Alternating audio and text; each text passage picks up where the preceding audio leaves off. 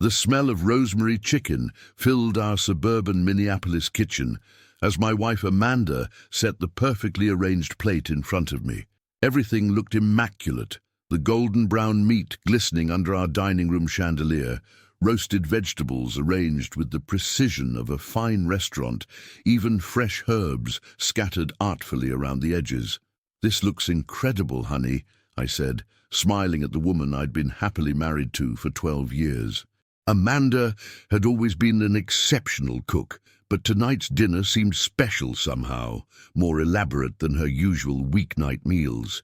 "I wanted to make something nice for you, Marcus," she said, settling into the chair across from me with her own plate. But as I lifted my fork to take the first bite, I noticed something odd.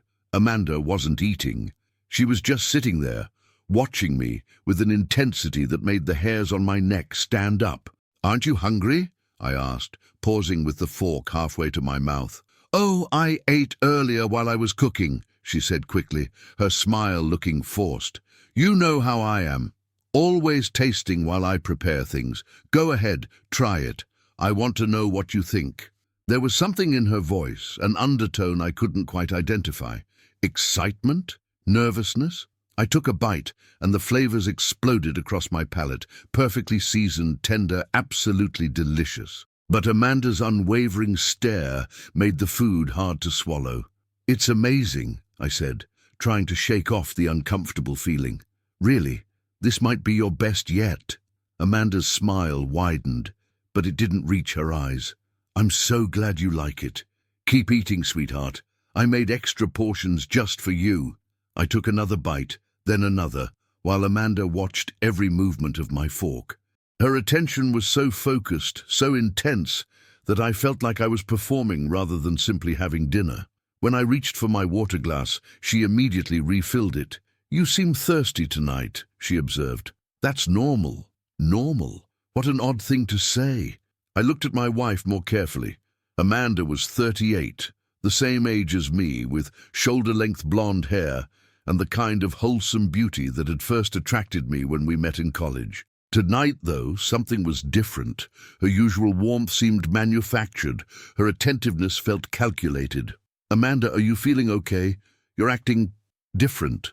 "Different? How?" she asked, leaning forward slightly. "I'm just happy to see you enjoying the meal I prepared, especially for you." "Especially for me? As opposed to what?" "As opposed to—" She paused, seeming to choose her words carefully. "As opposed to another mediocre dinner. Tonight is special, Marcus. Tonight changes everything." A chill ran down my spine. There was something ominous in the way she said those words, something that transformed our familiar kitchen into a place that suddenly felt dangerous. I set down my fork and really looked at my wife. Amanda and I had met in college, married young, built what I'd thought was a solid, loving relationship.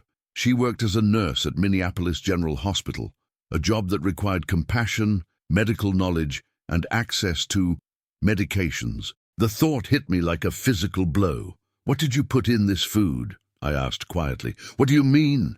But her voice had gone up an octave, the way it did when she was lying about small things like forgetting to pay bills or running into her ex-boyfriend at the grocery store. "Amanda, I'm asking you directly, what did you put in this chicken?" She stood up abruptly, her chair scraping against the hardwood floor. "Marcus, you're being paranoid. I cooked you a nice dinner, and now you're accusing me of—" "What exactly?" I pushed my plate away, my stomach suddenly churning with more than just food.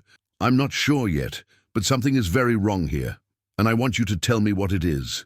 Amanda began pacing around our dining room, her movements agitated and erratic. "You always do this, Marcus.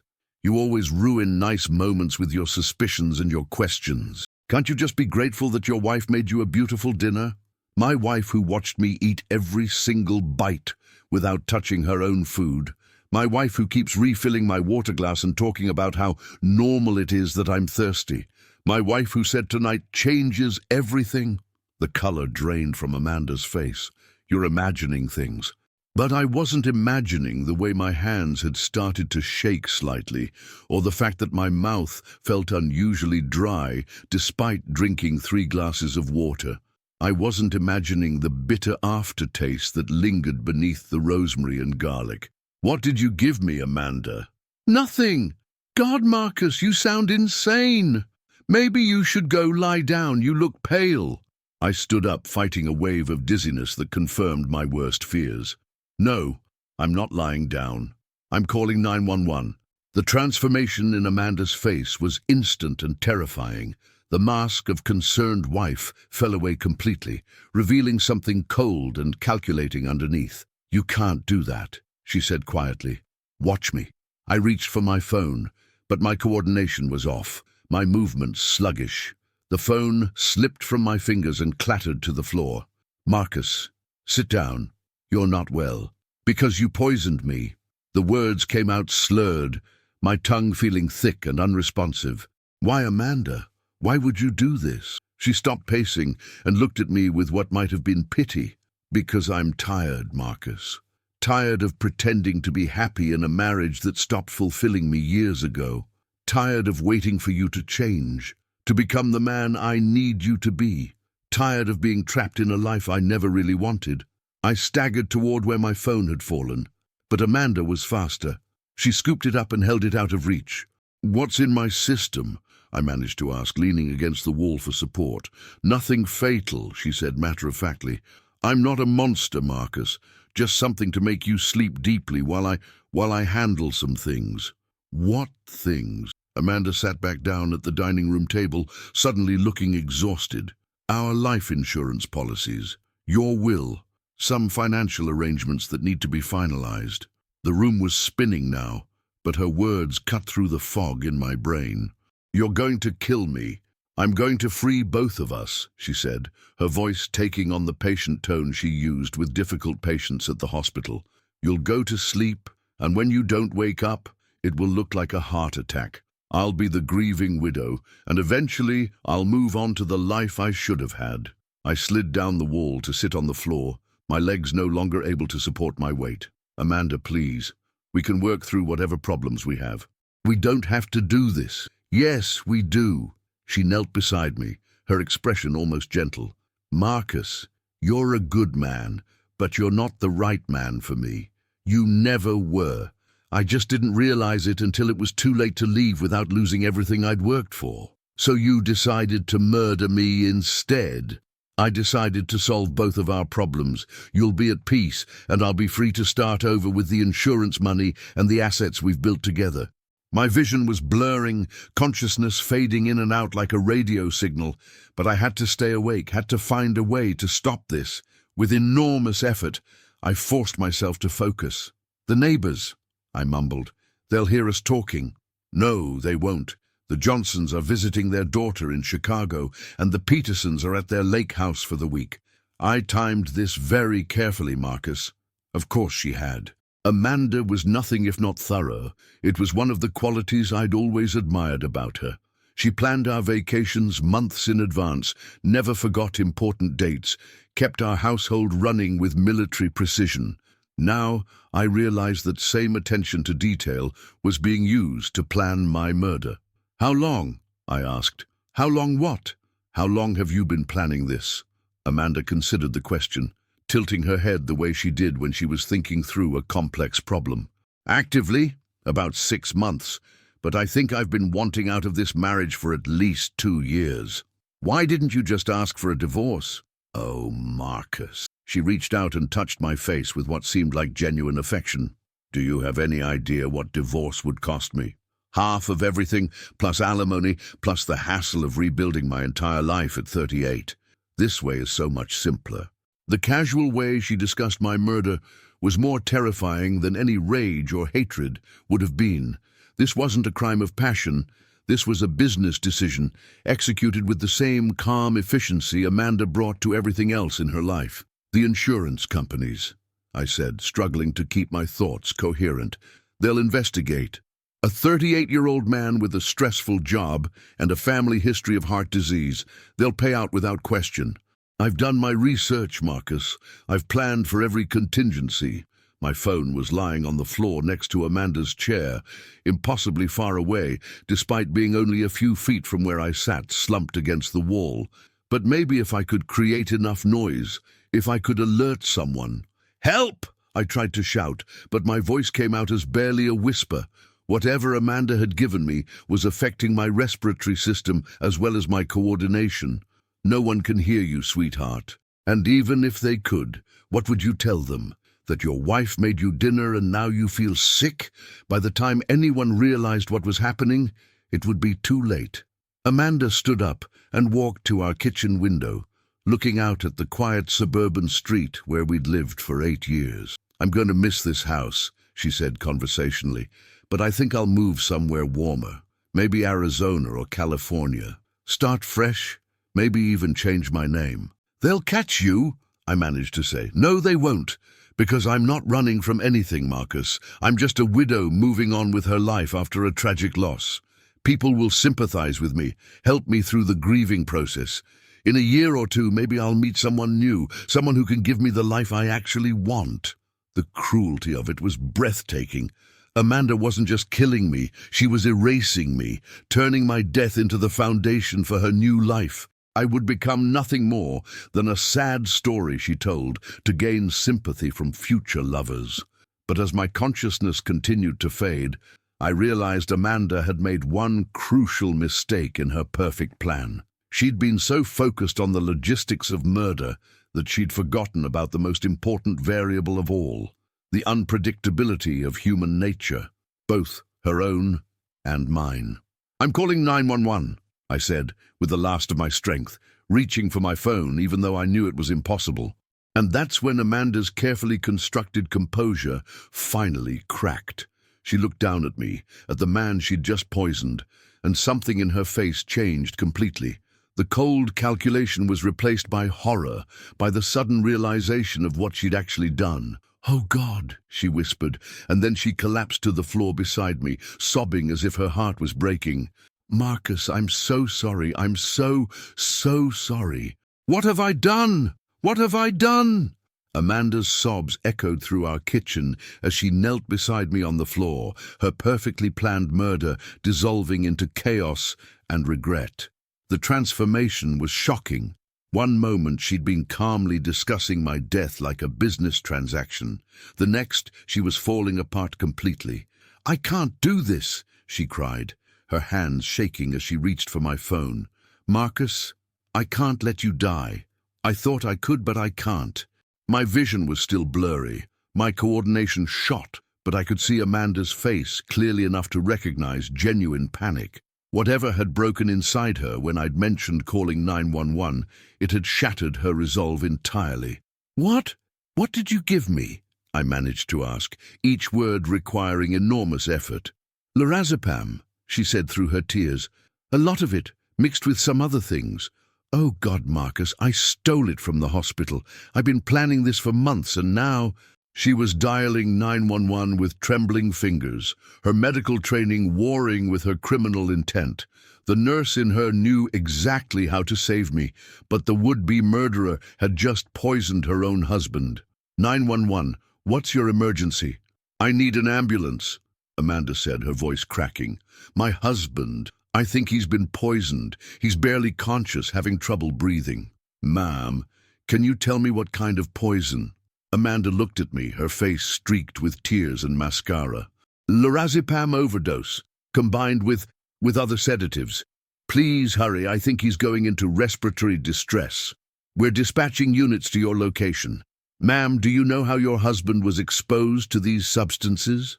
There was a long pause as Amanda stared at the phone, realizing that her next words would determine both our futures. "I gave them to him," she whispered. "I put them in his food. I tried to kill my husband." The 911 operator's voice became more urgent. "Ma'am, we need you to stay on the line. Are you saying this was intentional poisoning?" "Yes.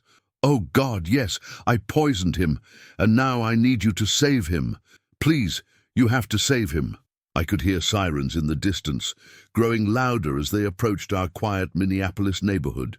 Amanda was still kneeling beside me, alternating between giving the 911 operator medical information and apologizing to me through her sobs. Marcus, I'm so sorry. I don't know what I was thinking. I love you. I've always loved you. I felt so trapped, so desperate to change my life, and I thought. Thought what? I asked, surprised that I could still speak coherently. I thought if you were gone, all my problems would be solved. The marriage, the money troubles, the feeling like I was wasting my life. I convinced myself that your death would fix everything. The paramedics burst through our front door, followed closely by police officers. Our quiet dining room was suddenly filled with emergency responders, medical equipment, and urgent voices coordinating my treatment. "What did she give him?" one of the paramedics asked Amanda as they began checking my vital signs. "Lorazepam, approximately 15 milligrams, plus chloral hydrate and a small amount of digoxin," Amanda recited with clinical precision. "Administered orally about 20 minutes ago, mixed into food." The paramedics exchanged glances. That was far more detailed information than a panicked spouse should have been able to provide. "Ma'am, are you a medical professional?" one of the officers asked Amanda. "I'm a registered nurse. I work at Minneapolis General," which meant she had both the knowledge to poison me effectively and the access to medications that would be difficult for a civilian to obtain. As they loaded me onto a stretcher, I could hear one of the officers reading Amanda her rights. "You have the right to remain silent. Anything you say can and will be used against you in a court of law." But Amanda wasn't remaining silent. As they wheeled me toward the ambulance, she was confessing everything. The months of planning, the stolen medications, the insurance policies she'd been reviewing, even her plans to move to Arizona after my death. "I wanted to start over," she told the officers through her tears.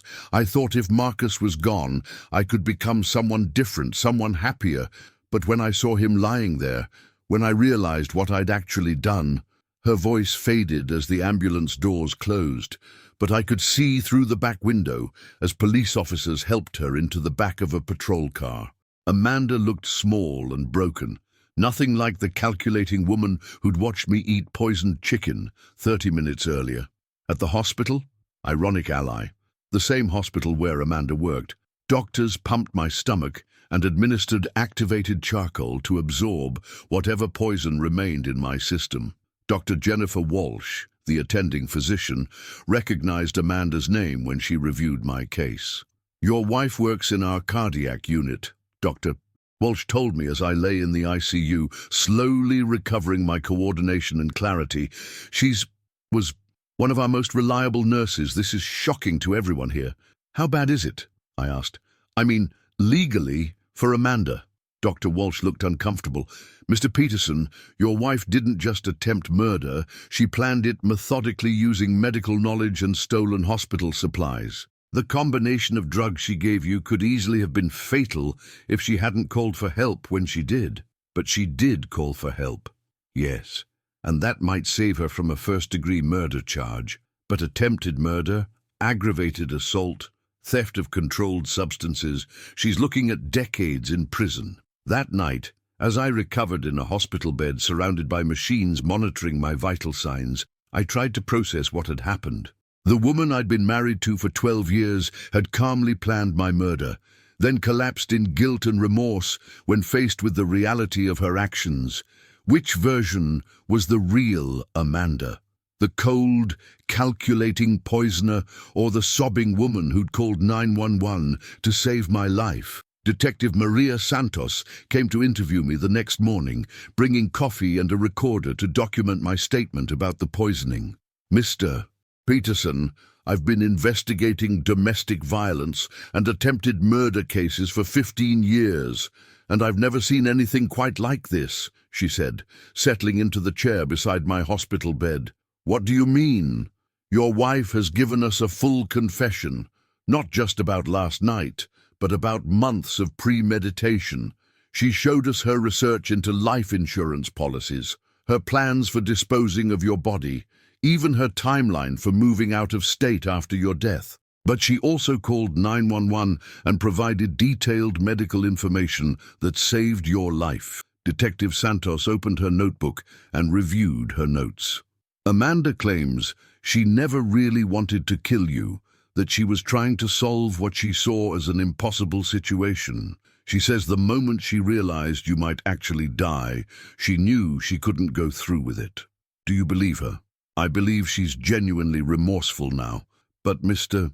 Peterson, the level of planning involved in this attempt suggests that her remorse came very late in the process. She stole medications over a period of weeks, researched dosages that would be fatal, even practiced cooking the meal she used to deliver the poison.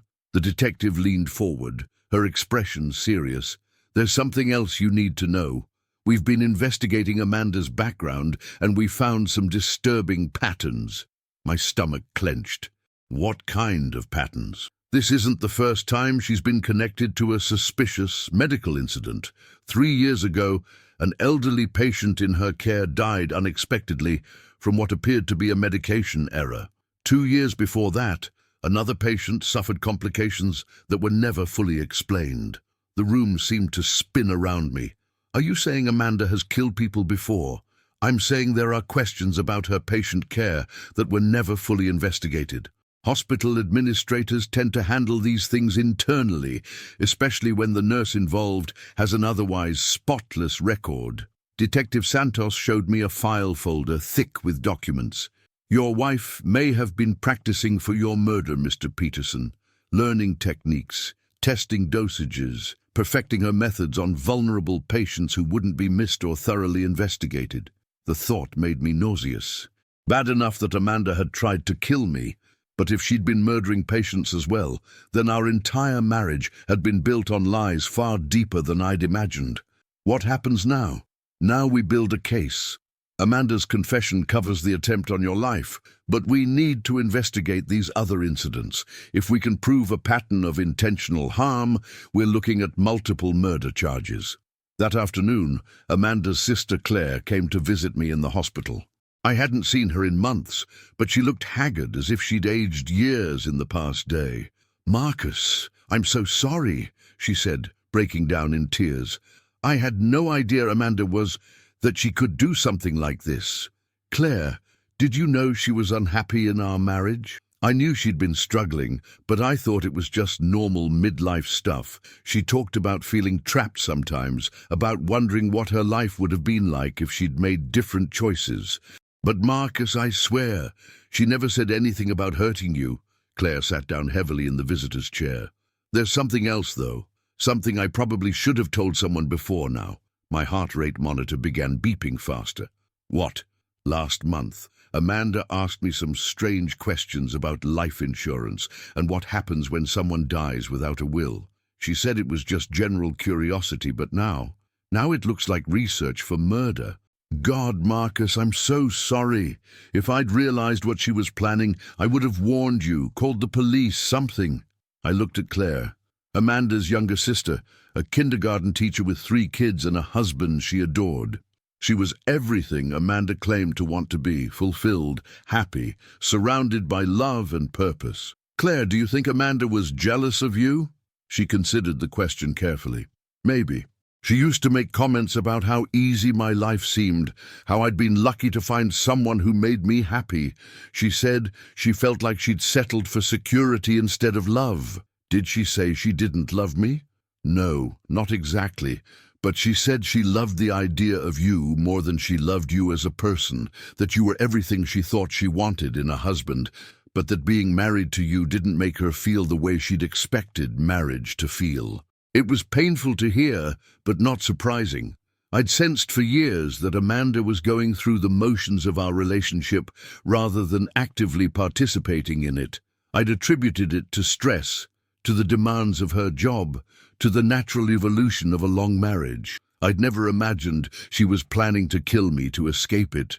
That evening, as visiting hours ended and the hospital settled into its nighttime quiet, I lay in my bed, staring at the ceiling and trying to understand how my life had reached this point. 12 hours ago, I'd been a happily married man, enjoying what I thought was a romantic dinner with my wife. Now I was an attempted murder victim, recovering from poisoning while my wife sat in jail awaiting trial for trying to kill me. But the most disturbing realization wasn't about Amanda's capacity for violence. It was about my own blindness to her unhappiness. How had I missed the signs that the woman I loved was so desperate to escape our marriage that she'd chosen murder over divorce? Maybe Detective Santos was right, and Amanda's remorse was genuine but too late. Or maybe the woman who'd collapsed in tears and called 911 was the real Amanda, temporarily overwhelmed by a plan she'd never really intended to carry out. Either way, I would have to testify against my wife, help send her to prison for trying to kill me, and somehow I would have to figure out how to rebuild a life after discovering that the person closest to me had been my greatest threat. The foundation of trust that held our marriage together had been poisoned just as surely as my dinner had been. The question now was whether either of us could survive the aftermath. Detective Santos returned the next morning with FBI agent Rebecca Torres, whose presence immediately elevated the seriousness of Amanda's case. Agent Torres specialized in healthcare-related crimes, particularly cases involving medical professionals who abused their positions to harm patients. "Mr. Peterson, we've been investigating your wife's employment history and patient interactions over the past 5 years," Agent Torres said, settling into the chair beside my hospital bed. "What we've found is concerning." She opened a thick file folder and spread several documents across my bedside table. "Amanda has been connected to 17 unexplained patient deaths or complications during her tenure at Minneapolis General. That's significantly higher than the statistical average for a cardiac unit nurse." My blood went cold. 17 patients who died unexpectedly during her shifts or who suffered sudden complications that couldn't be adequately explained by their medical conditions. In most cases, the deaths were attributed to their underlying illnesses, but the timing and circumstances show a pattern. Detective Santos pulled out a timeline chart. The incidents increased in frequency over the past 2 years, coinciding, we believe, with when Amanda began seriously contemplating your murder. "You think she was practicing on patients?" "We think she was learning," Agent Torres said grimly. "Testing drug combinations, observing how different medications affected people with various health conditions, refining her techniques for causing death that would appear natural." The thought made me sick. Amanda hadn't just tried to kill me, she'd potentially murdered vulnerable patients who'd trusted her with their care. "There's more," Detective Santos continued. "We've been monitoring Amanda's phone calls from jail, and she's been trying to contact someone named Dr. Richard Hayes. Do you know that name?" I searched my memory. "He works at the hospital, I think. Amanda mentioned him a few times, said he was helping her with some research project." Agent Torres and Detective Santos exchanged glances.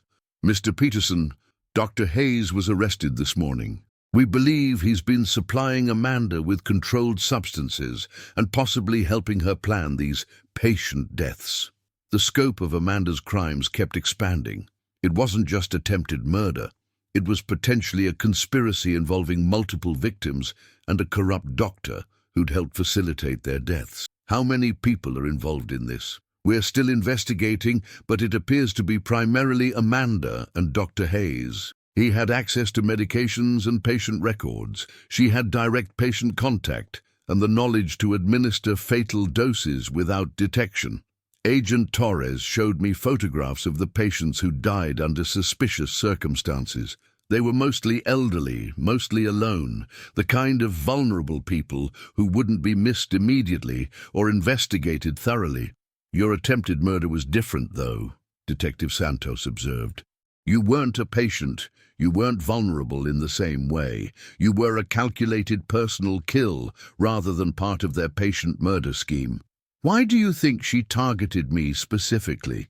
"Based on her confession and the evidence we've gathered, Amanda saw you as the primary obstacle to the life she wanted. The insurance money from your death would have funded her fresh start, and being a grieving widow would have provided cover for leaving Minneapolis and starting over somewhere else." That afternoon, I received an unexpected visitor.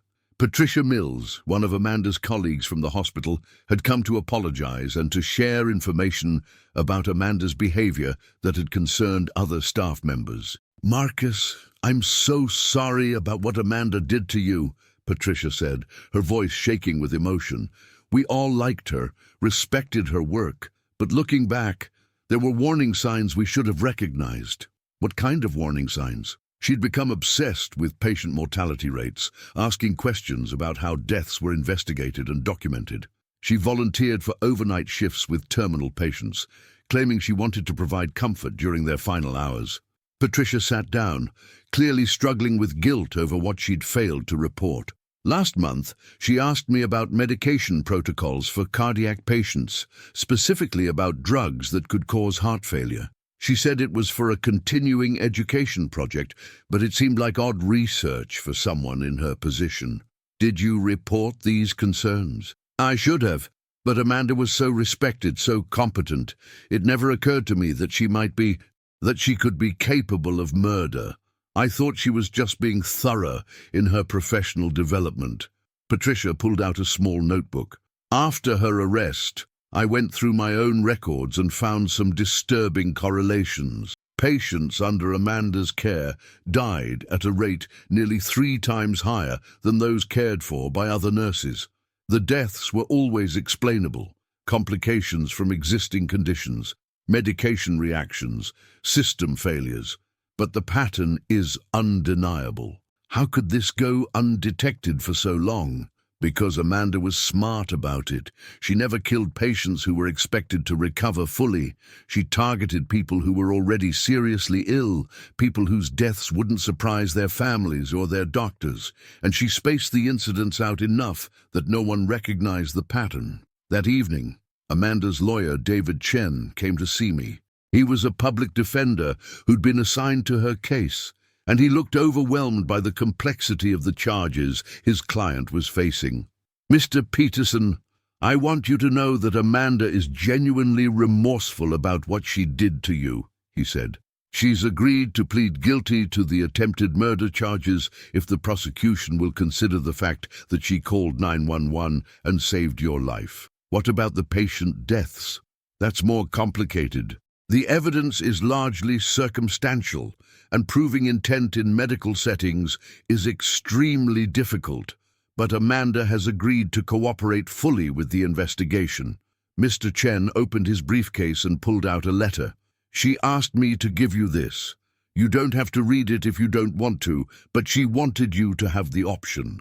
I stared at the envelope with Amanda's familiar handwriting.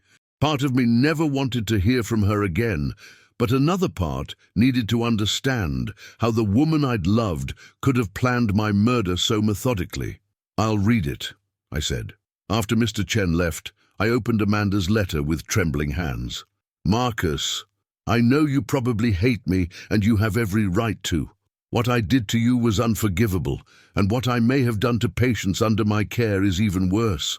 But I need you to know that the woman who poisoned you wasn't the real me. Or maybe she was more real than I wanted to admit. I've been lying to myself for years about our marriage, about my happiness, about what I wanted from life. Instead of being honest with you about my feelings, I built up resentment and fantasies about escape. When those fantasies turned into plans, I told myself I was solving our problems rather than committing murder. The moment I saw you collapse, the moment I realized you might actually die, I understood what I'd become. I'm not a killer, Marcus. I'm a broken person who made terrible choices because I was too cowardly to face my problems honestly. I don't expect forgiveness, and I don't expect you to understand, but I need you to know that calling 911 wasn't just guilt. It was love. Whatever else I've done, whatever lies I've told myself, I do love you. Not enough to be the wife you deserved, but enough to save your life when I realized what my selfishness had cost. Please don't blame yourself for missing signs or failing to see my unhappiness. I hid it from you because I was hiding it from myself. You were a good husband to someone who wasn't capable of being a good wife. I hope someday you can build a life with someone who deserves the love you have to give. Amanda." I read the letter 3 times, trying to reconcile the woman who'd written these words with the person who'd calmly discussed my murder while I ate poisoned chicken. Maybe there were 2 Amandas, the nurse who dedicated her career to healing people, and the desperate woman who turned to murder when she felt trapped by her own choices. The next morning, Agent Torres returned with updates on the expanding investigation. "We've arrested Dr. Hayes, and he's cooperating fully," she reported. "He's confirmed that he supplied Amanda with medications for what he thought were her research projects, but he claims he had no knowledge that she was using them to kill patients." "Do you believe him?" "Partially. Hayes is guilty of illegal distribution of controlled substances and professional misconduct, but he may not have been directly involved in the murders. Amanda appears to have been the primary actor, using Hayes as an unwitting supplier. Agent Torres showed me additional evidence they'd gathered. We've also found Amanda's personal research files hidden in your home. She'd been studying patient mortality statistics, medication interactions, and forensic detection methods. This wasn't impulsive behavior. She'd been planning these crimes for at least 2 years. How many patients do you think she killed? We can build strong cases for at least 8 deaths, possibly 12. The total could be higher, but some records have been destroyed, and some deaths occurred too long ago for definitive proof. The numbers were staggering. My wife hadn't just tried to kill me, she'd potentially murdered a dozen vulnerable patients who'd trusted her with their care. "There's one more thing," Detective Santos said. "Amanda has requested to speak with you directly. She says she has information about other healthcare workers who might be involved in similar schemes. She wants to make a deal. She wants to try to undo some of the damage she's caused. Whether that's genuine remorse or self-preservation, I can't say. But the information she's offering could prevent other deaths." I considered the request. Part of me never wanted to see Amanda again, never wanted to hear her voice or look into the eyes of someone who'd planned my murder. But if she had information that could save lives, didn't I have an obligation to hear it? "Set up the meeting," I said, "but I want both of you there as witnesses." 2 days later, I sat across from my wife in a sterile conference room at the Hennepin County Jail. Amanda looked smaller in her orange jumpsuit, older and more fragile than I remembered, but her eyes were clear, focused, and filled with the determination I recognized from our early years together. "Thank you for coming, Marcus," she said quietly. "I wasn't sure you would. I'm here because Agent Torres says you have information that could save lives, not because I've forgiven you." Amanda nodded, accepting the coldness in my voice. "There are other nurses involved, Marcus, not in what happened to you, but in the patient deaths.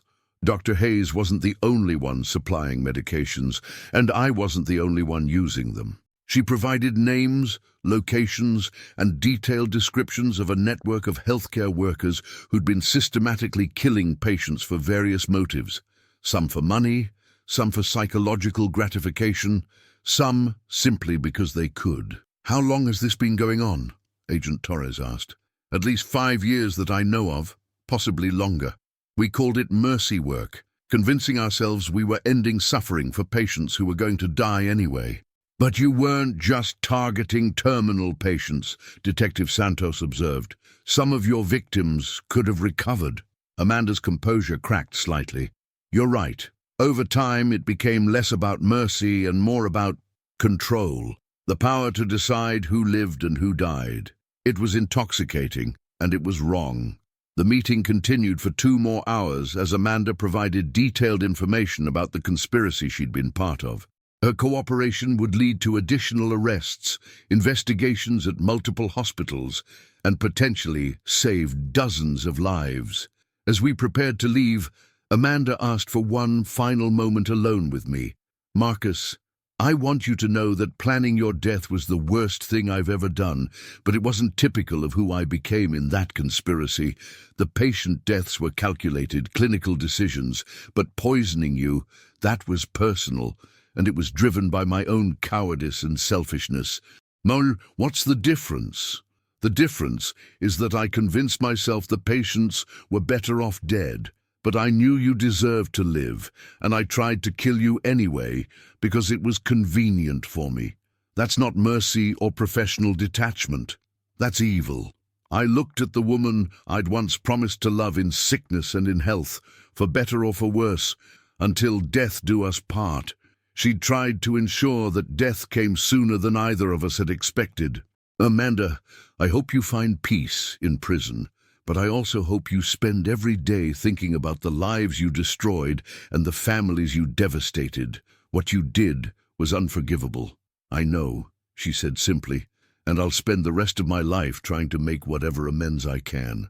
As I left the jail, I realized that the investigation into Amanda's crimes was far from over. But for me, personally, it was time to start the long process of healing from betrayal that ran deeper than attempted murder. My wife hadn't just tried to kill me. She'd been a serial killer living in my home, sleeping in my bed, sharing my life while secretly taking the lives of others. The foundation of trust that marriage requires had been not just damaged, but completely destroyed. Now I had to figure out how to build a new life on ground that had been poisoned by years of lies and death. 6 months after my poisoning, I found myself sitting in a crowded Minneapolis courtroom, preparing to testify against Amanda in what had become one of the most shocking healthcare crime trials in Minnesota history. The case had drawn national attention, with reporters from major news networks covering the proceedings and families of Amanda's victims filling the gallery. Amanda sat at the defense table, looking nothing like the confident nurse I'd been married to. She'd lost weight in jail, her hair had grown out and grayed, and she wore the haunted expression of someone who'd finally understood the full scope of their crimes. Mr. Peterson, Assistant District Attorney Sarah Kim, addressed me as I took the witness stand. Can you tell the court about the evening of March 15th when you discovered your wife had poisoned you? I looked across the courtroom at Amanda, who was watching me with an expression I couldn't quite read, guilt, sadness, and something that might have been love. Despite everything she'd done, part of me still felt connected to the woman I'd shared 12 years with. Amanda cooked dinner that night. Rosemary chicken with roasted vegetables, I began, but she didn't eat any of it herself. She just watched me eat, very intently, asking if I liked it and encouraging me to finish everything on my plate. When did you realize something was wrong? When I started feeling dizzy and my coordination became impaired. Amanda seemed to know exactly what was happening to me, and she was prepared for it. That's when I understood she'd drugged my food. The prosecutor walked me through the timeline of that night. Amanda's careful attention to my eating, her clinical observation of my symptoms, her initial refusal to let me call for help, and finally her breakdown when she realized I might actually die. Mr. Peterson, in your 12 years of marriage, had your wife ever expressed dissatisfaction with your relationship? Not directly, but looking back, I can see signs that she was unhappy. She talked about feeling trapped sometimes, about wondering what her life would have been like if she'd made different choices. I thought it was normal midlife questioning, not murderous intent. During cross-examination, Amanda's attorney tried to paint her as a woman driven to desperation by clinical depression and the pressures of her medical career. Mr. Peterson, isn't it true that your wife called 911 and may have saved your life? Yes. And isn't it true that she immediately confessed to poisoning you, providing medical personnel with detailed information that helped them treat you effectively? Yes, but that doesn't change the fact that she tried to kill me in the first place. But it suggests that your wife's intent may not have been as murderous as the prosecution claims. Perhaps she was crying out for help, using extreme behavior to express feelings she couldn't communicate otherwise. I looked at Amanda, who was staring at her hands folded in her lap. The defense's theory was that she'd never really intended to kill me, that the poisoning was a desperate attempt to get attention for her mental health struggles. Sir, my wife researched lethal drug combinations for months. She stole medications from her workplace. She planned my murder in detail, including how to dispose of my body and what to do with the insurance money. That's not a cry for help. That's premeditated murder. The trial continued for 3 weeks, with prosecutors presenting evidence of Amanda's systematic killing of patients alongside the attempted murder charges. Victim after victim's family took the stand, describing how their loved ones had died unexpectedly under Amanda's care. Margaret Foster, whose 73-year-old mother had been one of Amanda's victims, gave particularly powerful testimony. "My mother was recovering well from her heart surgery," Margaret said through tears. "She was expected to go home within a week, but then she had Amanda as her overnight nurse, and by morning she was dead. The doctors said it was complications from her condition, but now we know it was murder." The defense tried to argue that many of the patient deaths were natural outcomes of serious medical conditions, but the statistical evidence was overwhelming. Patients under Amanda's care died at a rate far exceeding normal expectations, and the deaths clustered around her work shifts in ways that couldn't be explained by coincidence. Dr. Jennifer Walsh, a medical expert witness, testified about the sophisticated knowledge required to kill patients without detection. The defendant used her medical training to identify vulnerable patients and administer fatal drug combinations that would appear to be natural complications, Dr. Walsh explained. This required extensive knowledge of pharmacology, patient monitoring, and medical documentation. These were not accidental deaths. They were carefully planned murders. On the trial's most dramatic day, Amanda herself took the stand. Her testimony was a mixture of confession, justification, and desperate attempts to explain behavior that seemed inexplicable. "I never intended to become a killer," she said, her voice barely audible in the packed courtroom. "It started with one patient who was suffering terribly, and I convinced myself I was providing mercy. But over time, it became something else. A way to feel powerful, to control life and death in situations where I felt powerless in my own life." "What about your husband?" the prosecutor asked during cross-examination. "Was poisoning him also about feeling powerful?" Amanda broke down completely. "Poisoning Marcus was the worst thing I've ever done because it was purely selfish. The patients, I could tell myself I was ending their suffering, but Marcus was healthy, happy, loving. I tried to kill him because I was too cowardly to ask for a divorce." "Why didn't you just leave your marriage?" "Because I was comfortable. Marcus provided financial security, social status, a nice home. I wanted the benefits of being married without the emotional commitment. When I realized I couldn't have both, I chose murder over honesty." The courtroom was silent as Amanda continued her testimony. "The moment I saw Marcus collapse, the moment I realized he might actually die, I understood what I'd become. I wasn't a mercy angel or a compassionate nurse.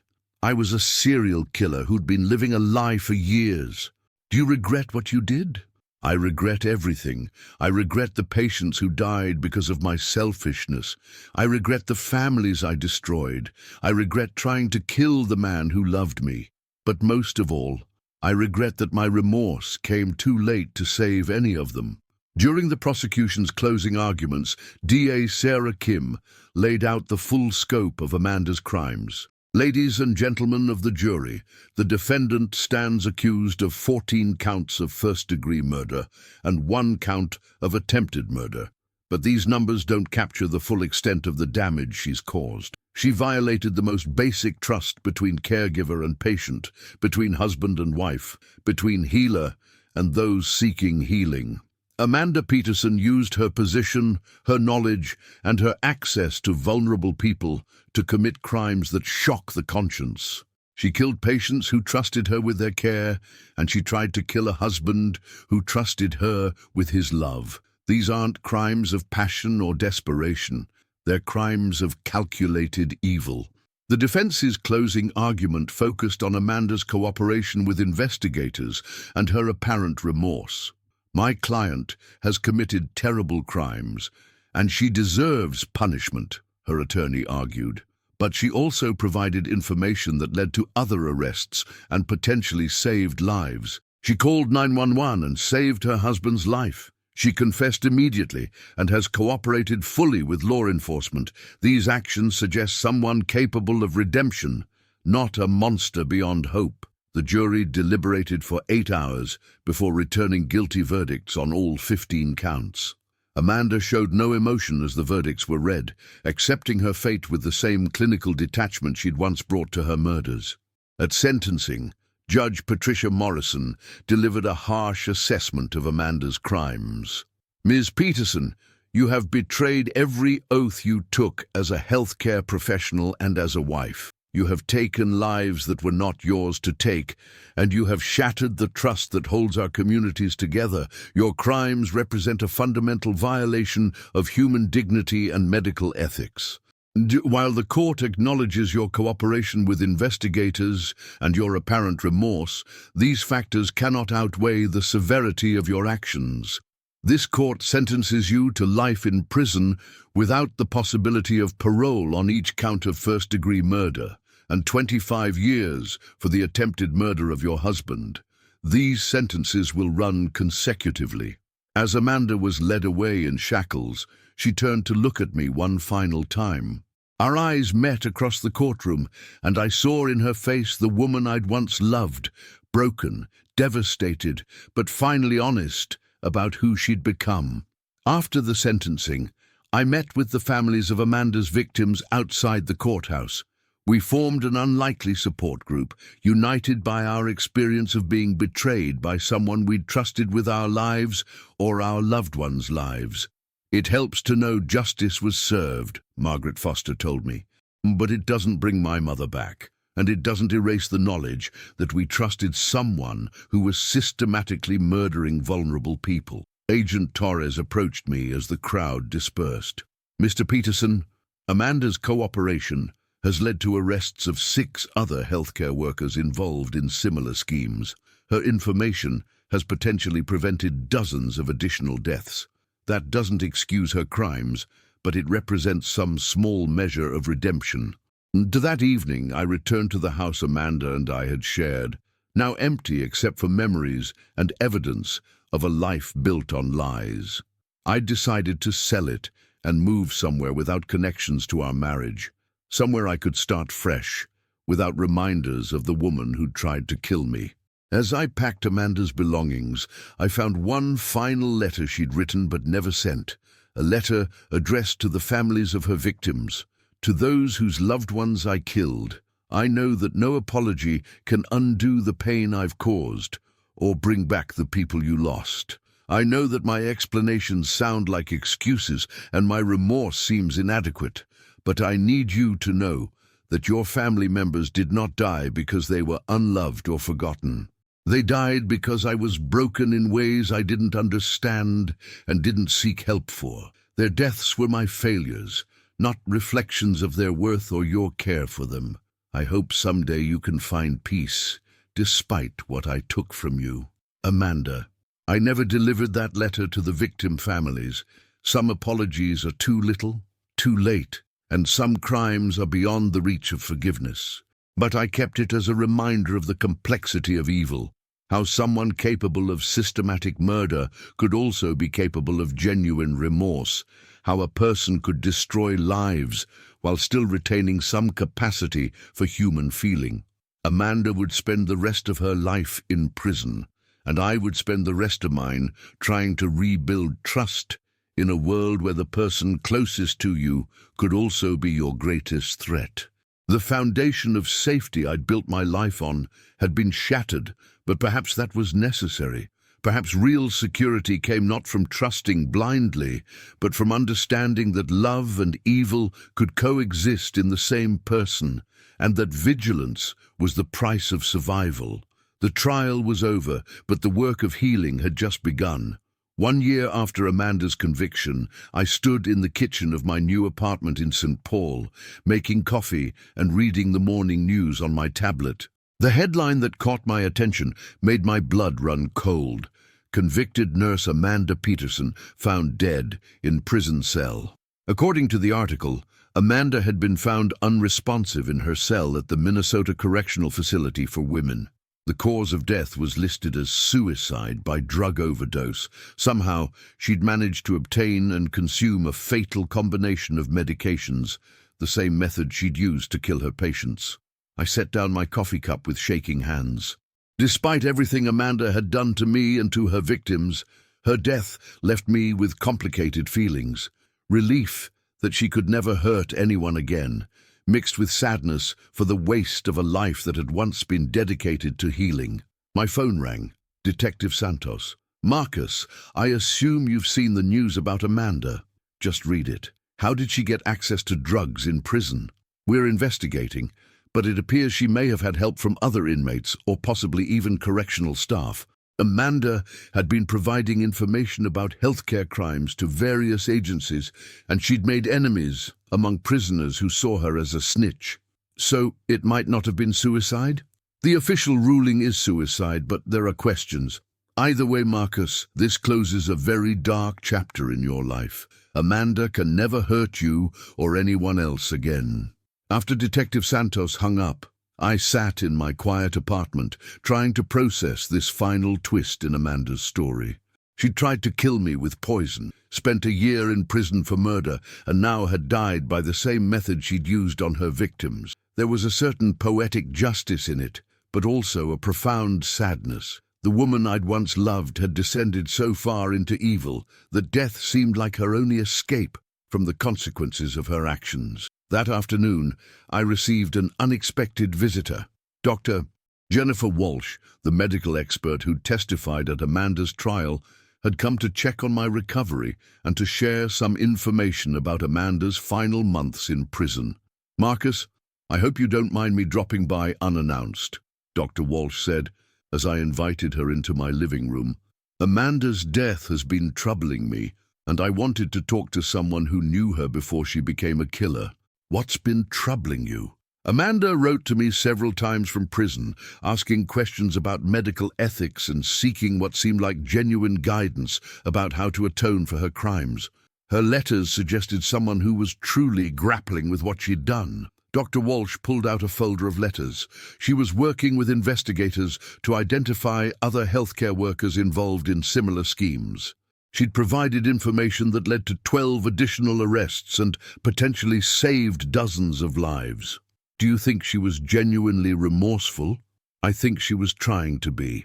But Marcus, the psychological damage from committing serial murder, that's not something someone recovers from easily. Amanda was trying to find meaning in her remaining years, but she was also consumed by guilt and self-hatred.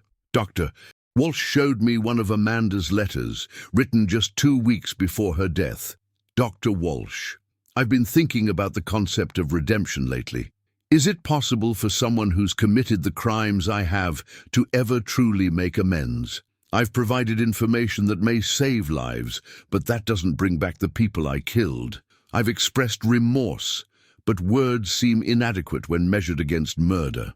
Sometimes I wonder if the most ethical thing I could do is remove myself from a world I've already damaged so much. What is the moral obligation of someone who has caused irreparable harm? She was contemplating suicide, I said, or she was contemplating whether she had a moral obligation to live with her guilt rather than escape it through death. Amanda's final letters suggest someone wrestling with profound questions about justice, redemption, and responsibility. Doctor, Walsh put the letters away. Marcus, I wanted you to see these, because I think Amanda's death, whether by suicide or murder, represents the final tragedy in a series of tragedies. She became a monster, but she was also trying to find her way back to being human. That evening, I drove to the cemetery where Amanda had been buried in an unmarked grave, paid for by the state since no family members had claimed her body. It was a bleak, cold place, appropriate for someone who died alone and unmourned. I stood at her gravesite, trying to find words for everything I felt about the woman who'd been my wife, my attempted killer, and finally a victim of the violence she'd brought into the world. Amanda, I said aloud, not caring if anyone heard me talking to a headstone. I don't know if you killed yourself or if someone killed you, but either way, you died because of the choices you made. I can't forgive you for trying to kill me or for murdering all those patients, but I can acknowledge that you tried to do some good at the end." The wind rustled through the bare trees surrounding the cemetery, carrying the scent of approaching winter and the promise of new seasons ahead. "I hope you found peace, whatever that means for someone who did what you did. And I hope the families you destroyed can eventually find peace too." As I walked back to my car, I realized that Amanda's death had given me something I hadn't expected: closure. For over a year, I'd lived with the knowledge that the woman who'd tried to kill me was still alive, still capable of causing harm, even from prison. Now that threat was gone, and I could finally begin to heal completely. 6 months later, I was sitting in a coffee shop in downtown Minneapolis when a woman approached my table. She was in her 40s, with kind eyes and the tired look of someone who'd been through significant trauma. "Excuse me, are you Marcus Peterson?" "Yes, my name is Linda Chen. My father was one of your wife's victims. I wanted to thank you for testifying at her trial and for helping bring her to justice." I invited Linda to sit down, curious about what she wanted to tell me. "My father was recovering from heart surgery when Amanda killed him," Linda continued. "We never understood why he died so suddenly when his doctors had been optimistic about his recovery. Your case finally gave us answers.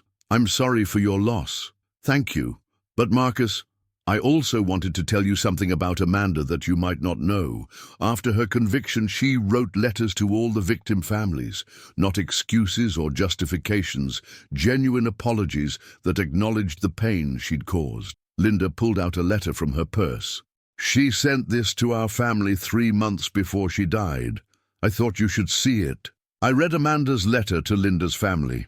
"Dear Chen family, I know that no words can express adequate remorse for taking your father's life. I know that my explanations will sound like excuses and my apologies will seem insufficient.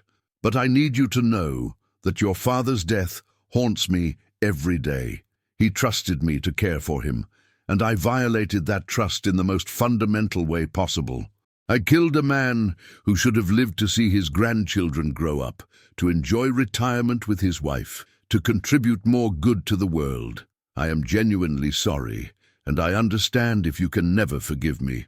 I hope someday you can find peace, despite the pain I've caused your family. Amanda Peterson." She sent similar letters to all 14 families, Linda said, not seeking forgiveness, just acknowledging what she'd done and expressing genuine remorse. "Did it help you heal?" "Honestly, yes. Not because it excused her crimes, but because it confirmed that our father's death wasn't random or meaningless. Amanda knew exactly what she'd taken from us, and she carried that knowledge with her until she died." Linda finished her coffee and prepared to leave. "Marcus, I also wanted you to know that testimony from Amanda's case has led to new policies at hospitals across the country. Better monitoring of medication access, enhanced review of patient mortality rates, improved reporting of suspicious deaths. Her crimes were horrible, but they've also led to changes that will save lives." 2 years after Amanda's death, I received a call that would provide the final piece of closure I didn't know I needed. "Mr. Peterson, this is Agent Torres. I wanted to update you on something we discovered during our final investigation into Amanda's prison death." "What did you find?" "Amanda didn't commit suicide. She was murdered by another inmate, a woman whose grandmother had died under suspicious circumstances at a different hospital. The inmate had connected Amanda to similar healthcare murders nationwide." My heart raced. So Amanda was killed for her crimes. In a sense, yes. But Marcus, we also found something in Amanda's cell that I think you should know about. She'd been writing a detailed confession, not just about her own crimes, but about a much larger network of healthcare workers killing patients across multiple states. Agent Torres paused. Her death prevented her from completing this confession, but what she'd written has led to the largest healthcare crime investigation in FBI history. 47 arrests so far, spanning 15 states. She was still trying to help, even in prison. It appears so. Amanda's final act was attempting to expose a criminal network that had been operating for over a decade. Her information has potentially saved hundreds of lives. 3 years after Amanda's conviction, I stood in the chapel of a small church in Stillwater, Minnesota, preparing to marry Dr. Jennifer Walsh, the medical expert who'd testified at Amanda's trial and who'd become first a friend, then a partner in healing from our respective traumas. Jennifer had her own history with healthcare crime. Her brother had been killed by a corrupt doctor years earlier, which had driven her to become an expert witness in medical malpractice cases. We'd found each other through shared pain and built something beautiful from the ashes of our separate tragedies. "Marcus," Jennifer said as we stood at the altar, "I promise to love you honestly, to trust you completely, and to build a life with you based on truth rather than deception. Jennifer, I promise to cherish the love we've built, to honor the healing we've achieved together, and to face whatever challenges come with courage rather than fear." As we exchanged rings, I looked out at the small gathering of friends and family who'd supported us through our journey. Margaret Foster, whose mother had been one of Amanda's victims, had become a close friend. Detective Santos and Agent Torres were there, representing the law enforcement community that had helped bring justice to Amanda's crimes. Even Linda Chen had come, bringing her children to witness this celebration of life and love, triumphing over death and betrayal. After the ceremony, as Jennifer and I danced to our first song as husband and wife, I reflected on the long journey that had brought me to this moment. Amanda's attempt to kill me had shattered my faith in trust and love, but it had also taught me that both could be rebuilt on stronger foundations. "What are you thinking about?" Jennifer asked as we swayed to the music. "I'm thinking about how Amanda tried to destroy my life and ended up saving it. If she hadn't poisoned me, I never would have learned to recognize real love when I found it. Do you ever regret that she's gone?" I considered the question carefully. I regret that she chose evil over good, death over life, destruction over healing, but I don't regret that she can never hurt anyone again. And I don't regret that her final acts were attempts to undo some of the damage she'd caused. 6 months after our wedding, Jennifer and I established the Amanda Peterson Memorial Foundation, not to honor Amanda, but to honor her victims, while funding research into healthcare crime prevention and supporting families affected by medical betrayal. Our first major initiative was partnering with hospitals to implement monitoring systems that would make it much harder for healthcare workers to harm patients. Amanda's crimes had revealed systemic vulnerabilities in medical institutions, and we were determined to help fix them. "It feels strange using Amanda's name for something positive," Jennifer said, as we reviewed grant applications in our home office. "But it's appropriate. She spent her life destroying trust in healthcare, so her name should be associated with rebuilding that trust. It's the kind of justice she could never achieve through punishment alone." 1 year later, Jennifer gave birth to our daughter, Sarah. As I held my newborn child for the first time, I made her a promise that echoed one I'd made to myself after surviving Amanda's attempted murder. "Sarah, you're going to grow up knowing the difference between love and manipulation, between healing and harm, between people who build and people who destroy. And you're going to know that even when bad things happen, even when people betray your trust, you can survive and build something beautiful from the wreckage." 5 years after Amanda's death, I received one final communication related to her crimes. A letter arrived from the Minnesota Department of Corrections containing a package Amanda had left with instructions that it be delivered to me 5 years after her death. Inside was a single sheet of paper with Amanda's handwriting. "Marcus, if you're reading this, it means I'm dead, and enough time has passed for you to heal from what I did to you. I hope you found love again, real love built on honesty rather than deception. I hope you found peace with what happened between us. Most of all, I hope you understand that your survival wasn't just physical, it was moral. You could have become bitter, could have lost faith in people entirely, but I believe you're stronger than that. Build something beautiful with the life I tried to take. That's the only redemption either of us can achieve now." Amanda. I showed the letter to Jennifer, who read it with the clinical detachment she brought to difficult emotions. She was right about one thing, Jennifer said. You did survive morally. You didn't let her crimes turn you into someone bitter or closed off. No, but they changed me. I'm more careful about trust now, more aware that people can hide darkness behind loving facades. And is that a bad thing? I considered the question as I watched our daughter playing in the garden behind our house, the same garden where Jennifer grew medicinal herbs for her research into healing trauma through natural remedies. No, it's not bad. Naive trust is dangerous, but informed trust, trust built on knowledge and experience and careful observation, that's the foundation of real love. That evening, as Jennifer and I tucked Sarah into bed, our daughter asked the question children always ask. Daddy, tell me a story. Once upon a time, I began, there was a man who learned that the most important thing in life isn't avoiding betrayal. It's surviving it and learning to love again anyway. Is it a scary story? Parts of it are scary, but it has a happy ending because the man learned that love is stronger than hate. Healing is stronger than harm, and building is stronger than destroying. Is it a true story? The truest story I know, sweetheart, and it's still being written. As I turned off the lights in Sarah's room, I realized that Amanda's attempt to end my story had actually given it new chapters I never could have written alone. She'd tried to destroy my life and had ended up teaching me that life was worth fighting for, that love was worth risking betrayal for, and that even the worst experiences could become the foundation for something beautiful. The poisoned dinner that had started this journey was now just a memory, overwhelmed by thousands of meals shared in love with people who chose healing over harm. Amanda's legacy lived on in the prevention systems that protected other families, in the foundation that supported her victims' families, and in the knowledge that justice and healing were possible even after the worst betrayals. I walked downstairs to where Jennifer was reading in our living room, and I sat beside her on the couch we'd chosen together, a piece of furniture that represented our shared commitment to building something lasting and true.